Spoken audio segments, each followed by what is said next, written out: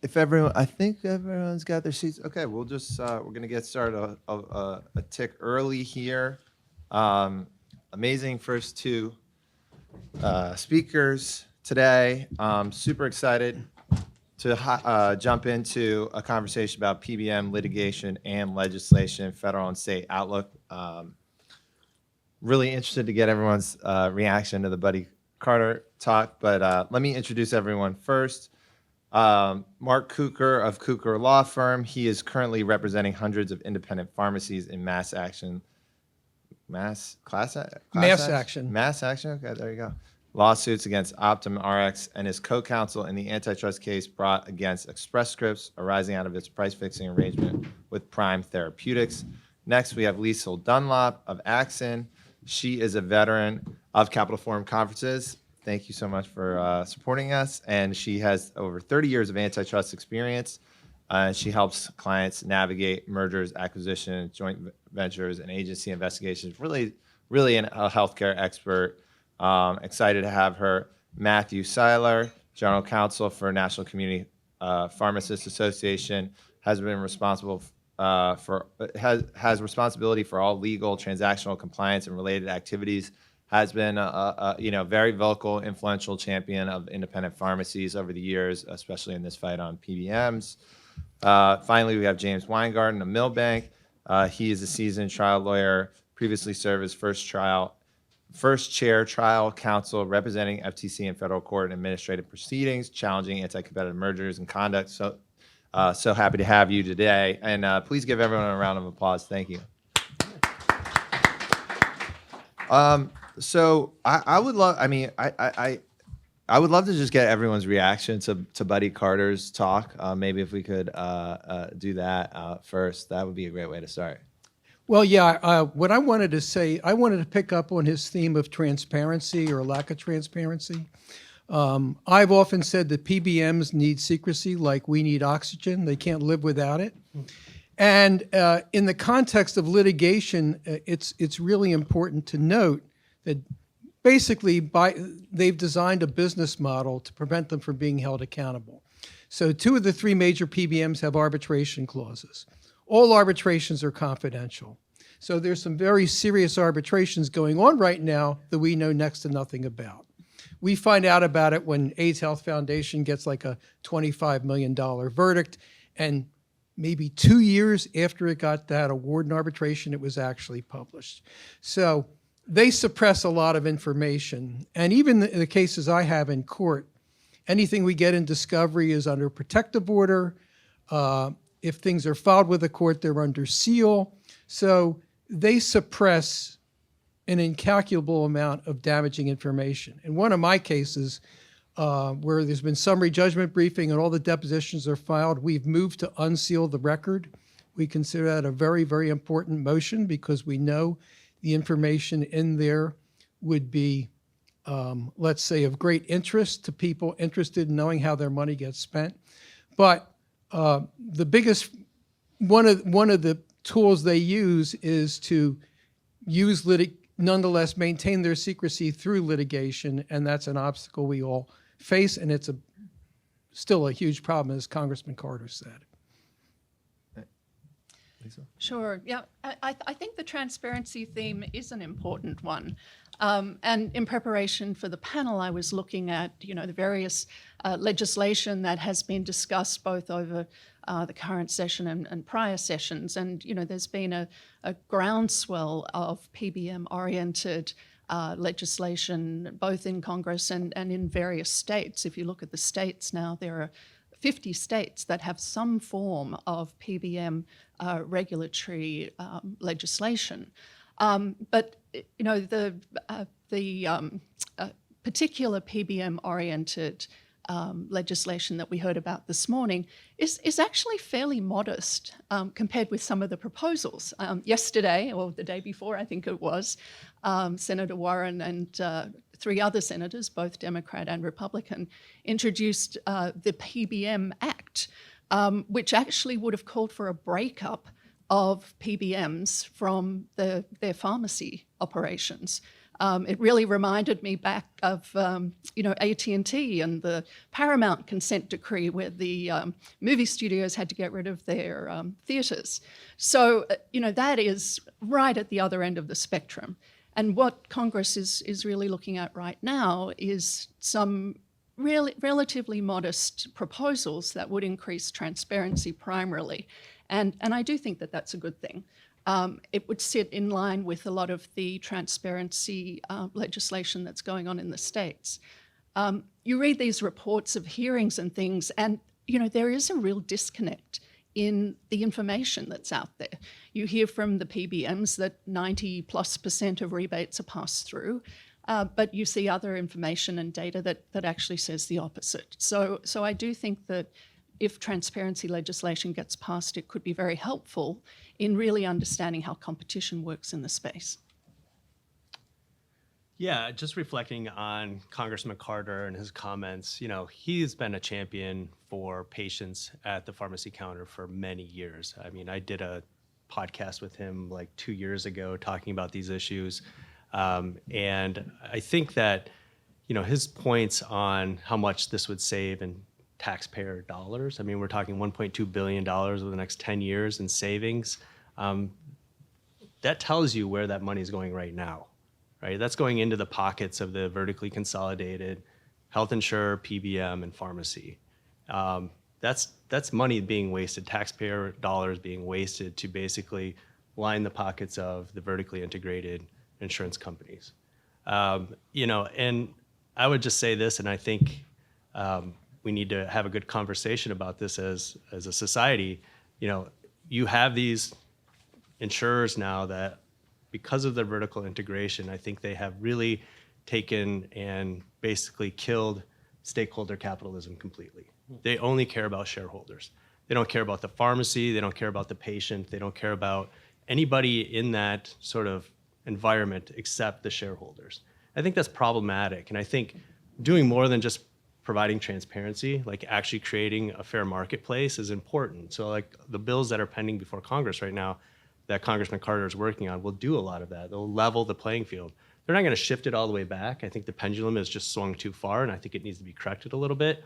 But to level the playing field, to allow for competition that will lower prices and actually have better quality outcomes for patients, I think is very important. And I think he's working hard on that. Yeah, so I was at the FTC as the chief trial counsel when the decision was made to sue the PBMs. So I'm going to walk up to the line of hopefully being insightful without breaching any sort of ethical obligations here. I think the comments on transparency are interesting. I'm just a humble trial lawyer. All this legislative sausage making is all above my pay grade. But I think it'll be interesting to see how these issues play out in the litigations. So in the Part 3 administrative proceeding that's going on, battle has been joined along the lines of just this. Are we passing through rebates or not? Is the net price higher or lower or not based on the WAC? What's really going on? And if you read the complaint and you read the answers, which actually read more like position papers and briefs, they have pages and pages of responsive, real speaking answers. That's where the issue is joined on how do we interpret this data. And we'll see. Judge Chappell, who has those cases, does not like closing his courtroom and gets very upset when people request to close the courtroom. He'll do it based on cause, but he is one of those judges who I think in a good way wants public transparency for his proceedings. So, keep tuned on, obviously it's lawyer argument and it's a stylized setting, and you don't have the same kind of mechanisms that Congress and legislators do and policymakers to get at the facts. It's a different way of getting at the facts, but stay tuned there for how people present the net price issue. I want to come back to Congress in a second, but you mentioned litigation. We obviously have the FTC lawsuit against the PBMs. We have an ongoing, Congressman Carter didn't say it explicitly, but we've reported it numerous times. The DOJ has an ongoing investigation in the United Health, Section 2. Congressman Carter said that he expects that to continue. In terms of litigation and investigation, at the federal and state level, and even private plaintiffs, do you see that reaching an inflection point when it comes to PBM reform? in this next couple of years here, or anything particular that you see, in addition to the FTC lawsuit, worth paying attention to? Want to talk about just kind of the litigation investigation front here for a second, then we get back to Congress. Well, so others of my colleagues here, and Mark and Liesl and others, really also have their finger on the pulse here. But I will say it was interesting. So several states, as you probably all know, filed suit against PBMs. Some of those suits were just PBM suits like the FTC's. Some of them were against the manufacturers as well. Some strange bedfellows. So you had states like California, Hawaii, Vermont, and then you had those liberal hotbeds like Mississippi and Ohio also filing suit against the PBM, all of which signals to me it's a bipartisan issue, right? So inflection point, I mean, one take on the FTC suit is they filed in administrative court. That's where you want to go if you want to go fast, right? A federal antitrust suit can take 5 years. We're going to have an evidentiary hearing in the administrative court in August of this coming year, which is just rocket docket. I don't have any inside information on personal motives, but was it filed as an impetus to legislative action? And was it filed as a boon or, to sort of give credence or support to some of these state actions possible, right, for its signaling effect? So to your point on inflection point, I welcome those who are closer to the litigations than me at this point. But yes, I mean, it's in the mix, and I think it had the intended effect if the intent was let's spur legislative inquiry and press inquiry and keep the spotlight on PBM. I can absolutely confirm that it is a bipartisan issue. I mean, we are out talking to state AGs across the country on both sides of the aisle. They're hearing from their constituents on a daily basis about things that are happening at the counter, the cost of medication, the inability to get access to certain medications, changing formularies from 1 month to the next, where you go in and your medication's $50 1 month, you go in the next month, it's $500. There's a tragic story of a family in Wisconsin who lost their son as a result of that. He went in to get his medication. It was $500 in January, it was $50 in December. The dollars might be a little bit different, but he didn't get it because he couldn't afford it. He died like 7 days later. So, I mean, real things are happening to real people, and AGs are hearing about it, governors are hearing about it. So I do think you're going to see more action from the states. I hope that we'll see something out of the DOJ. They have been looking at UHG now for quite a while, and I think just given everything going on, the work in Congress, I think it makes sense that would happen within the next couple of years. Yeah, I can't comment too much on the state and private litigation, but I'm sure you will. But just looking at the FTC complaint, I do wonder if it might have been a little rushed. The two Republican commissioners both were recused from the decision to issue the complaint, and I dug around and I couldn't quite work out why that was, but there must have been some past involvement with some of the defendants. But the interim report that preceded the complaint, there were some Republican commissioner comments on that. In particular, Commissioner Holyoake actually dissented from issuing the interim report, not because she disagreed with the interim conclusions, but because it wasn't fully baked. It didn't, achieve the objective of really explaining how competition worked in the pharmaceutical delivery system and what the levers were. Instead, it kind of goes after one level of that system and formed the basis for the complaint. The complaint itself is under Section 5 of the FTC Act, which prohibits unfair methods of competition. And that also is a little controversial in how far it actually reaches. Traditionally, Section 5 was looked on as incorporating Section 1 and 2 of the Sherman Act and not going any further than that. There have been, some widening of it over the years, but in this administration, when Lena Khan came in, the FTC withdrew old guidance on Section 5 and have been pushing for a much more expansive approach to what is an unfair method of competition.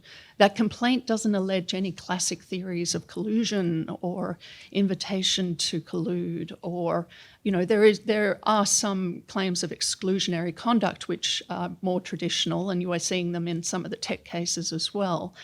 self-preferencing, those kinds of claims. But, some of it is just like, it's unfair.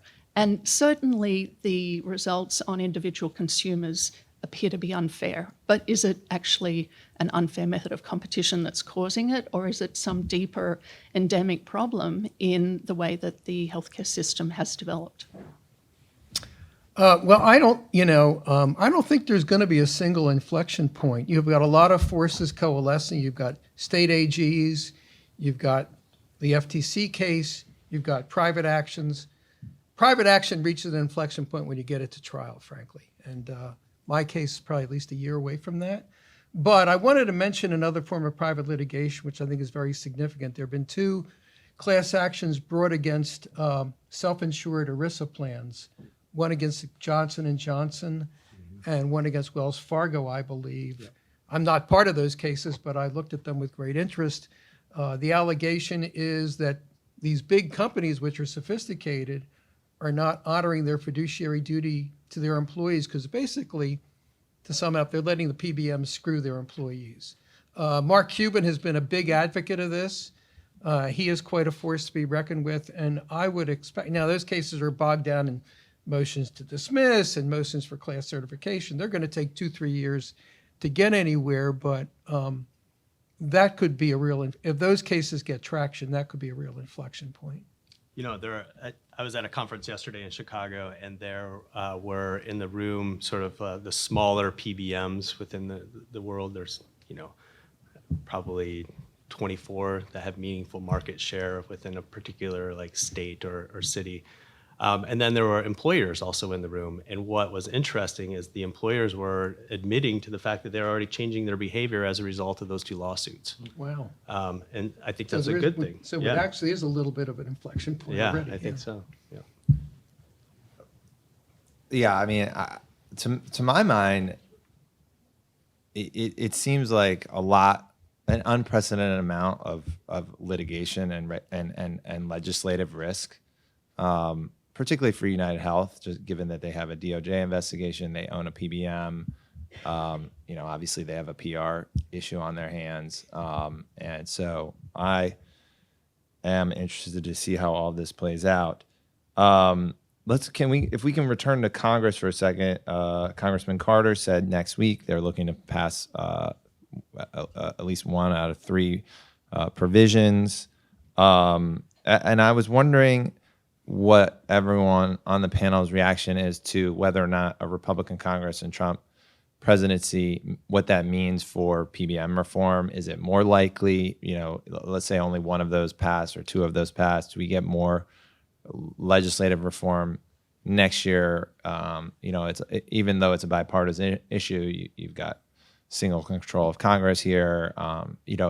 It seems like interest in this has increased over time, and so do we have a situation where legislative scrutiny as well, or congressional scrutiny and legislation is almost like an inevitability at this point?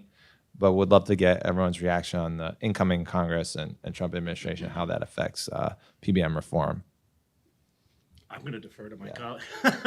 I have comments maybe on the FTC too, but I would be nuts to try to predict anything Congress is going to do, no matter who's in power. I do want to say a couple of things, though. First of all, I just wanted to follow up on something Matt said, which is, although transparency is the first step, we need more than transparency. We need substantive regulations that say certain contractual provisions are so onerous and so unfair, they are illegal. Some states have done this. That's required. Transparency is just the first step. We need substantive regulations that says certain practices are unfair. If the FTC Act doesn't cover it, then we got to pass a law that says you cannot do this because it's wrong, it's damaging to the free market, it hurts consumers, et cetera. Second thing I wanted to say is that I know of 2 states, this is why I wouldn't want to predict anything.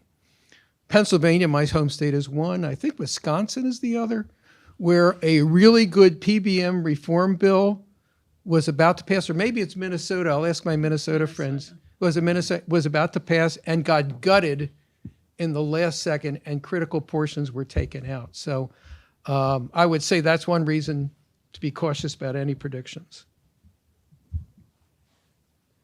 I would agree. I think it's going to be tough to predict anything, although, reflecting on the earlier conversation in the first session, the betrayals, I think there was possibly a fifth and sixth betrayal.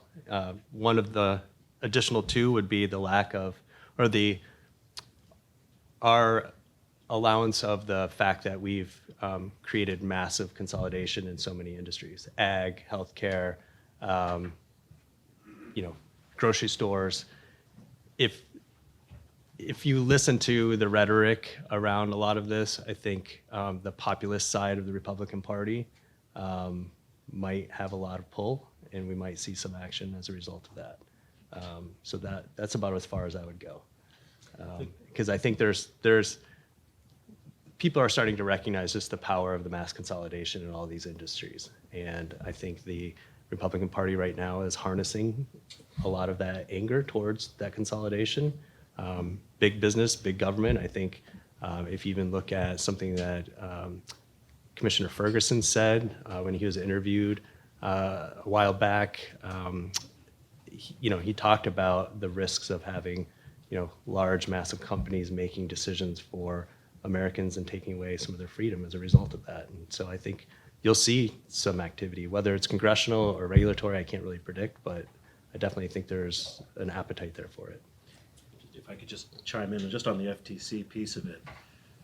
So there's a bigger, broader conversation to be had about whether the optimal solution is for a policy morass is, Congress versus an adjudication, right, by a body like the FTC. And the complaint that the FTC filed seeks as relief reform that's not just about insulin, which is the particular drug class at issue, but quite a bit broader, and what kind of discounts you can offer and all that.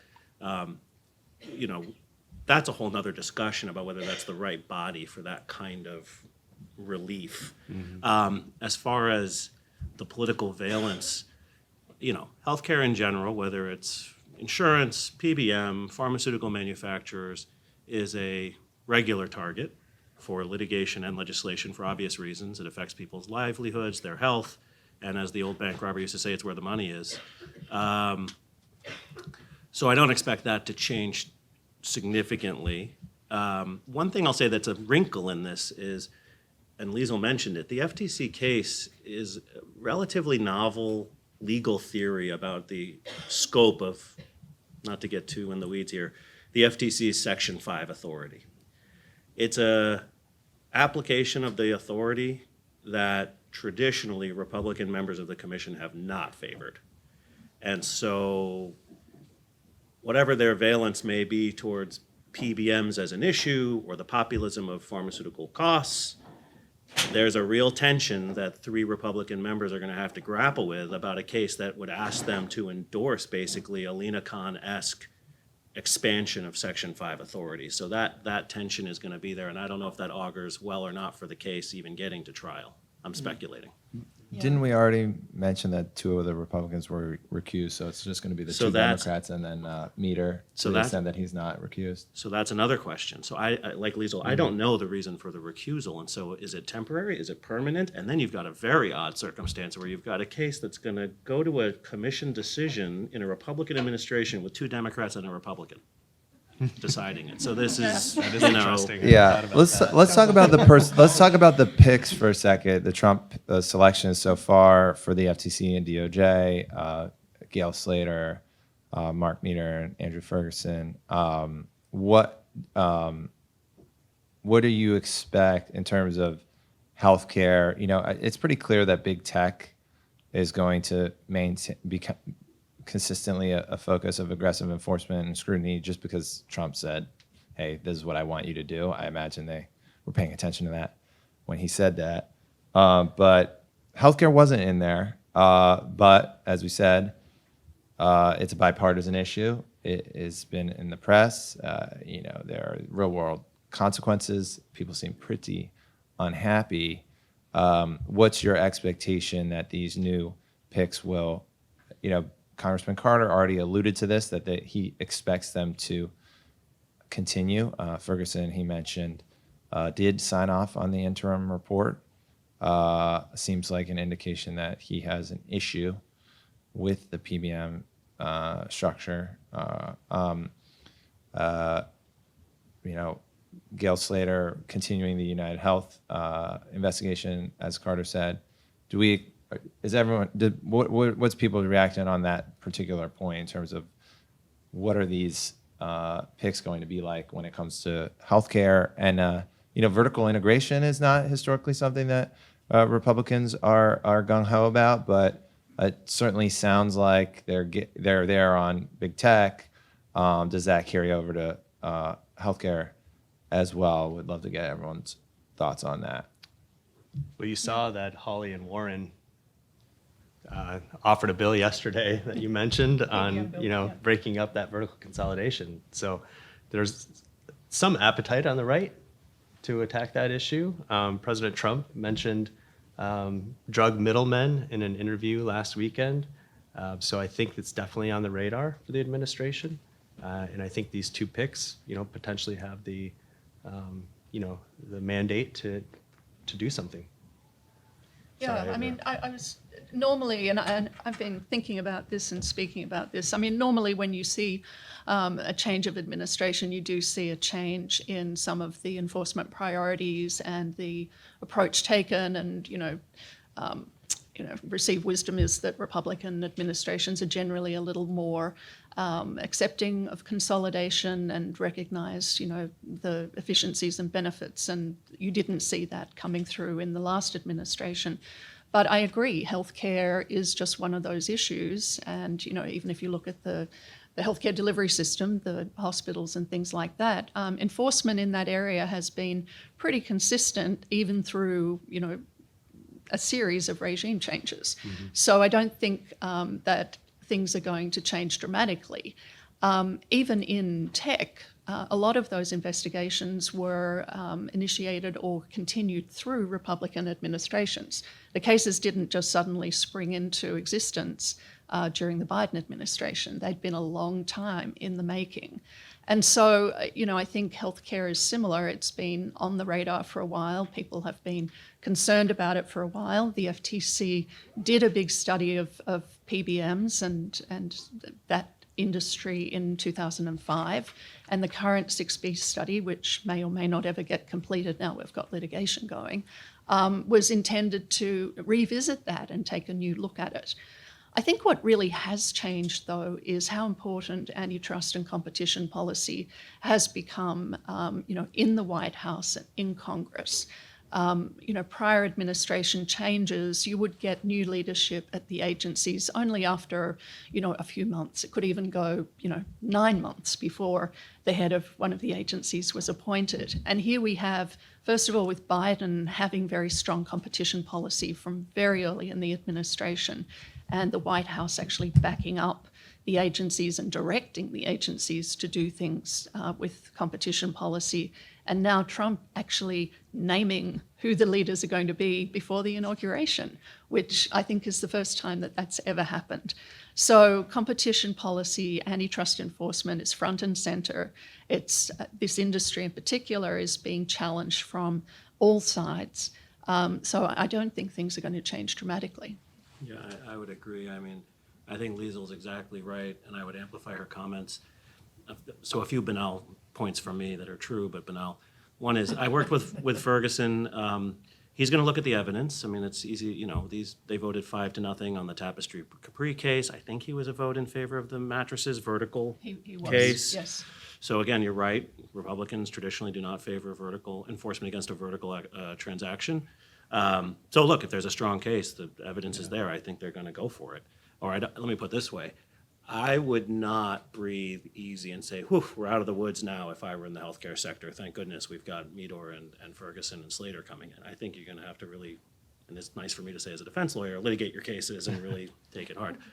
The other banal point I'll just amplify again is, yeah, you used to tell people you did antitrust law at a cocktail party and they'd fall asleep instantaneously, and now people are into it. Oh, like Taylor Swift, Live Nation, PBMs. People know it, not just in Congress. Yeah. And in this room, people know about it. So the populist salience or the political salience is super high, for better and worse in some ways.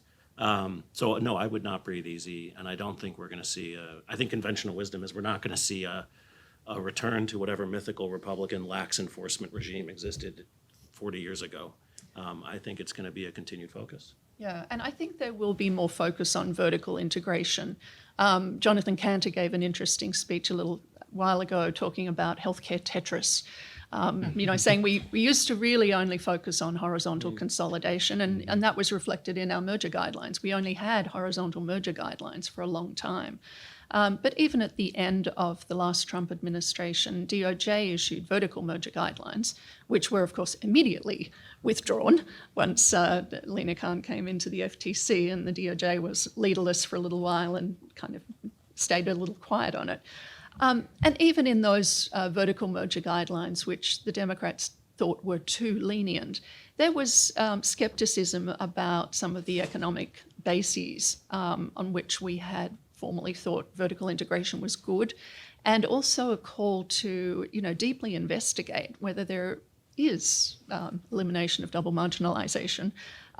Just looking more at the evidence rather than hand-waving that the vertical integration is actually achieving the efficiencies.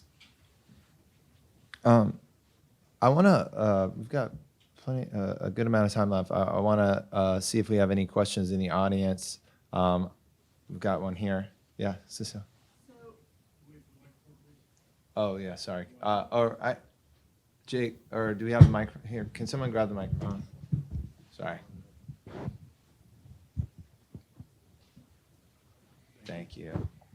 Thanks, Julian.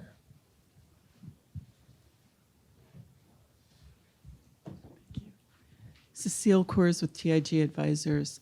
I think I'm stealing a phrase from one of the panelists who said this earlier, that you need to be careful what you wish for. But if the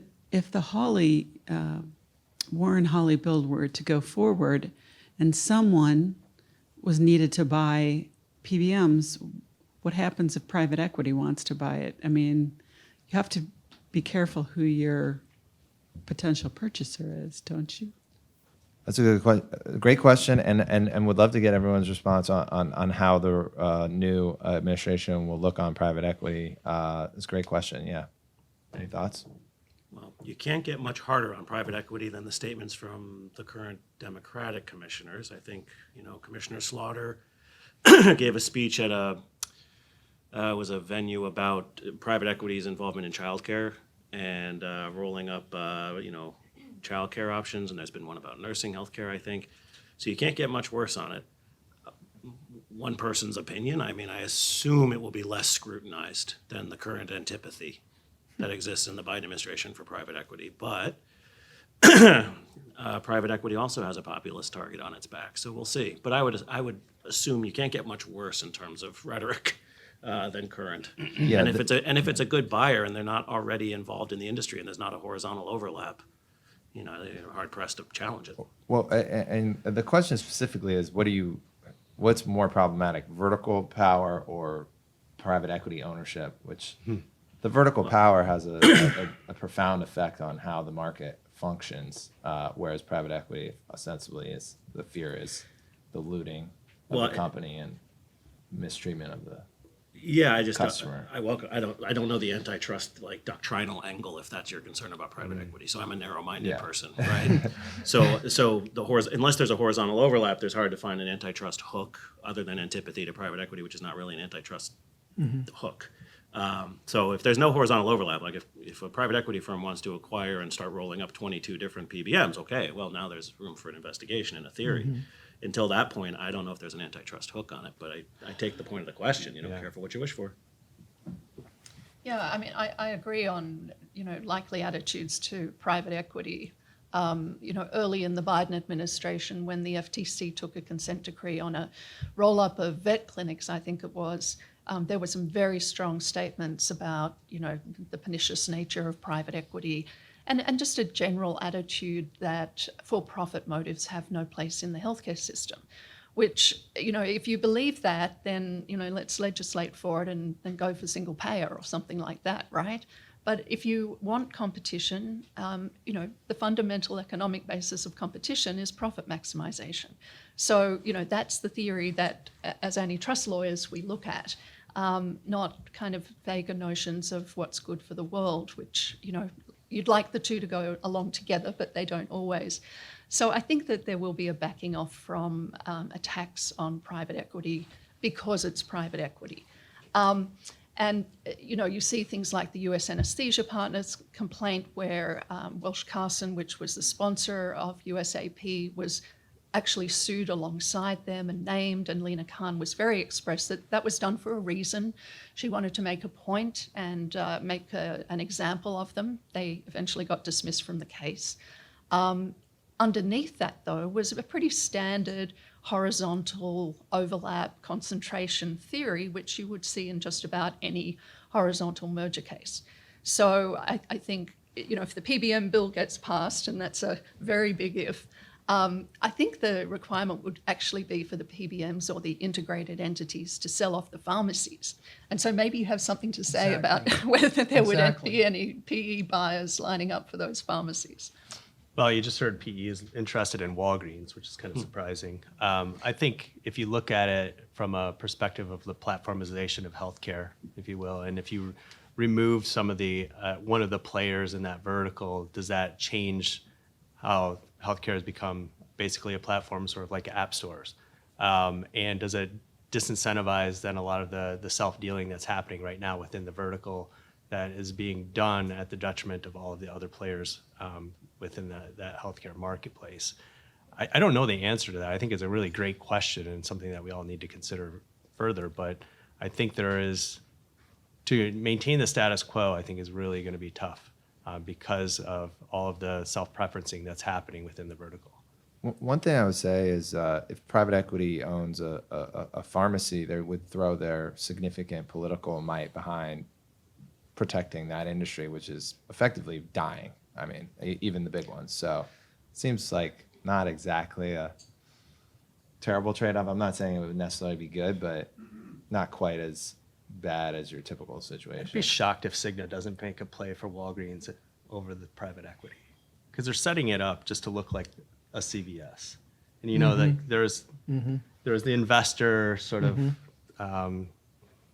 going out and saying CVS should break off the pharmacy. I think that was just a ploy to get them to do something else to make that more, a stronger bond there.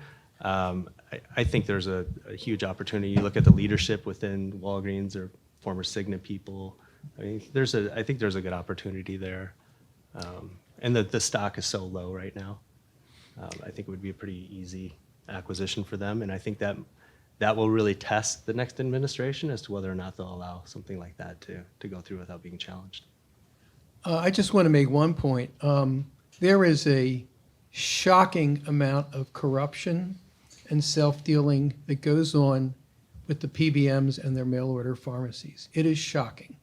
The overpayments are shocking. Mississippi recently reported Yeah, that's a great point. where the independent the mail order PBM paid its own mail order pharmacy 22 times more than it paid an independent pharmacy for a generic drug. So and believe me, I've seen some of this data that's not public. It is shocking. So my view of that law is very simple. If you force the PBMs to divest themselves of their pharmacy arm, that will end. Period. And that's the way to end it. I have no comment as to private equity or anything else, but it is one of the few laws which I think, well, of course, it would take 3 years to do the divestiture, but one of the few laws that would have a dramatic impact on the corruption that goes on in the system right now. Oh, we've got a question. Perfect. We've got lots of questions. Hi, my name is Jeremy Furchgott. I want to just piggyback on the question about the potential new owners of the pharmacies or whatever else would have to be divested. Are there any other types of financial interests or commercial interests that would benefit from breakups of these integrated health care companies or weaker PBMs? Aside from the potential buyers of the pharmacies, who else might benefit from this? Patients.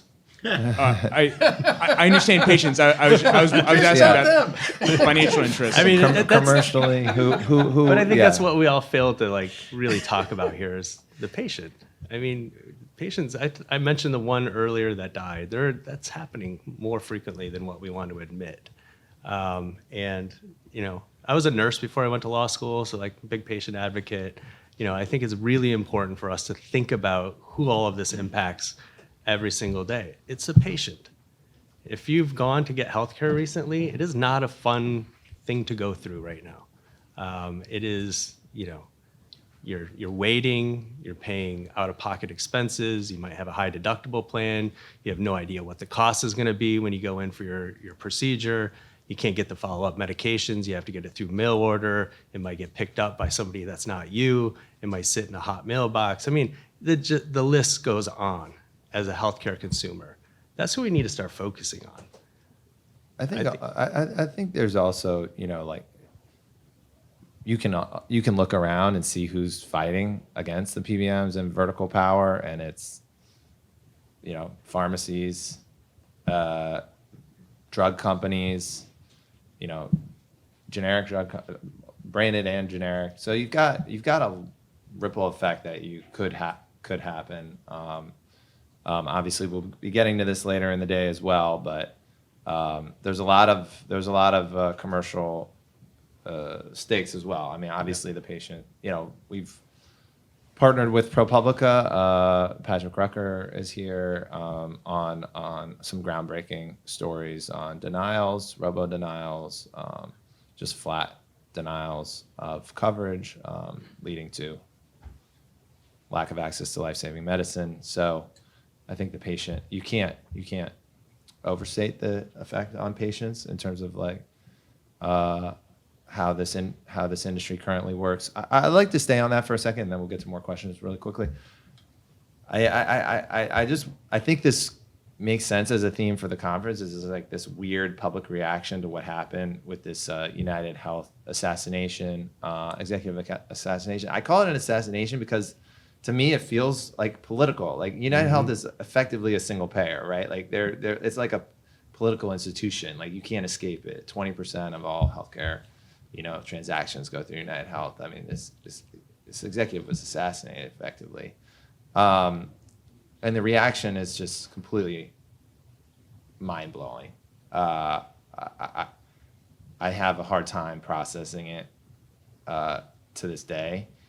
You ask, and I want to get, I would love to ask people, like, how do you think that this ultimately plays out, from a political standpoint? I know it's a little bit crass to maybe ask, but the reaction seems to show some certain discontent with the current system. I mean, you could say it's the justice system or, monopoly or what have you. I would love to get people's response to, is this help shape the current moment that we're in from a political standpoint, and do you see it having any ramifications in the coming years in terms of creating urgency or otherwise playing into the desire from political actors to make change? I'm turning around to look for David Brooks or somebody. That's a tough one. So my only comment, I don't want to cut you. I'm sorry, Mark. It's okay. That's way over my head and pay grade. But I do think so. I've defended, for example, pharma companies. Right? People hate pharma companies, but when you get to trial and you tell stories that are true about innovation and what do you think gets you your drugs, people are more receptive. So clearly there's a political moment. Maybe it's been an ongoing political moment for 50 years. I don't know, and all of this horrible things that are happening. But I will say it's a difference between whatever mass moment is happening and my little world of what is the argument you can make with the evidence, and what do people think when they're faced with one particular example, right? Oh, did this pharma company do this thing? I've actually been impressed by how reasonable people can be on the individual level, which maybe is a cause for optimism. I don't know. That's all I got. Yeah, no, I'm not in a position to comment on the political angle, but I did want to say this, and I've tried pharma cases, and I agree, pharmaceutical companies have a case they can make. PBMs, it's often been said, they don't treat anybody, they don't touch a drug, they're middlemen that just skim off the top. And from a private litigation standpoint, what the astonishing public reaction to this murder, which took place less than a mile from where my daughter and granddaughter live in Manhattan, by the way, What it tells me is if I were PBM, I would be terrified of a jury trial. They should be and will be absolutely terrified because clearly this visceral reaction cuts across apparently all party lines, all socioeconomic strata. It's everywhere. And it's shocking. And when a jury gets to see what PBMs do, it ain't going to be pretty. We got a couple more questions, and then we'll wrap up for a brief break. Hi, I'm wondering, my focus has been on the PBM's first cousins in crime, group purchasing organizations. But I wonder if there's any discussion about resurrecting a proposed rule that Alex Azar, former HHS secretary, was pushing through in early 2019 that would have administratively repealed the PBM safe harbor for government programs. And if you're not familiar with this, in April 2003, the Department of HHS, the Inspector General, actually issued a compliance memorandum recommending that PBMs, manufacturers, create a model or create a safe harbor for PBMs rebates, which are basically, as I'm sure the lawyers know, post-sale kickbacks. And in April 2003, they said, this is what you want to do if you want to get around this prohibition on rebates.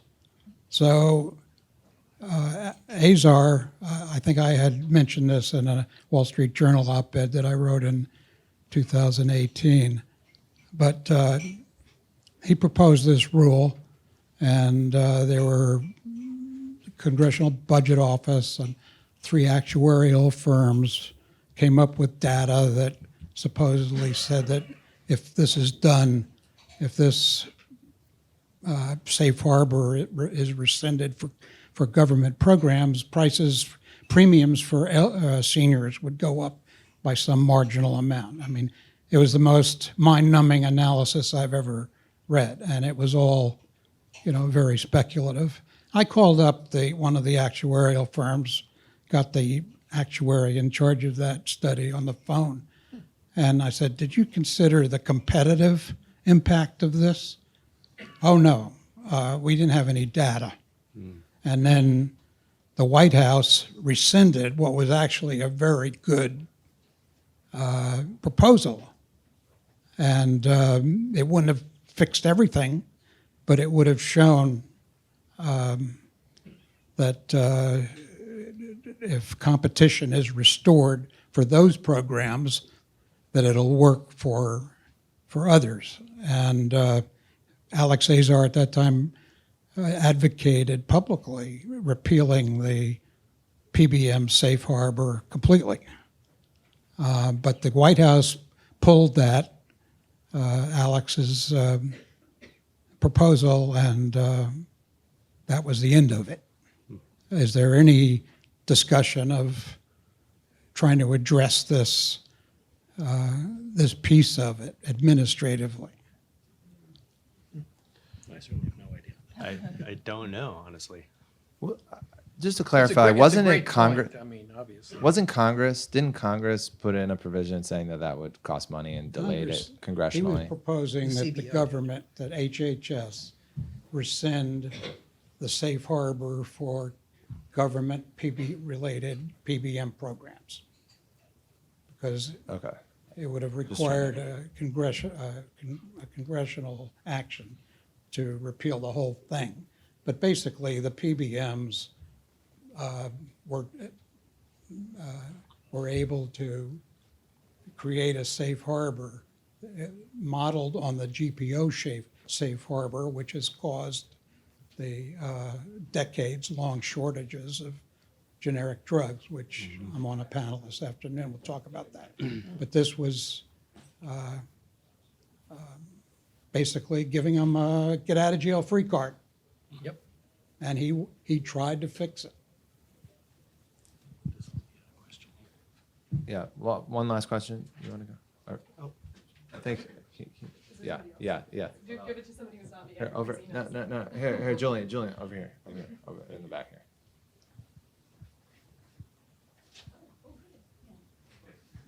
Hey, Marian Mass, practicing Pediatricians of America. Agree with Phil, like the kickbacks are a real problem, but we have a couple weeks, or maybe a week, to get something substantiative done. And we heard from Congressman Carter that the removal of the spread, Medicare, Medicaid will save $1 billion, that the delinking will save $200 million. This is real money. Right. That's going to help all of us. It's going to help all Americans and put a dent in some corporations that have been putting the hurt on patients that I take care of every shift.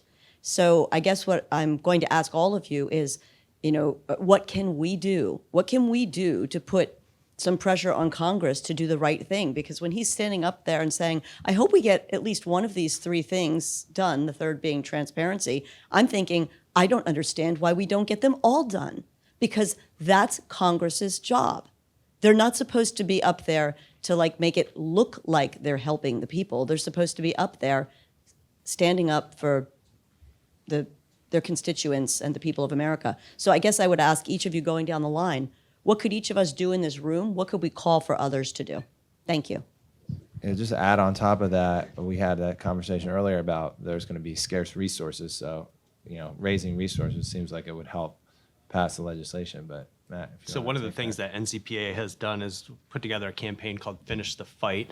We have all of our members have within their pharmacy a placard that's up that has a QR code that allows their patients to scan the QR code, and then it generates a letter to reach out to Congress. So having your patients reach out to Congress and then inundate them over the next week with issues and asking them to pass these bills, I think is the way to get it done.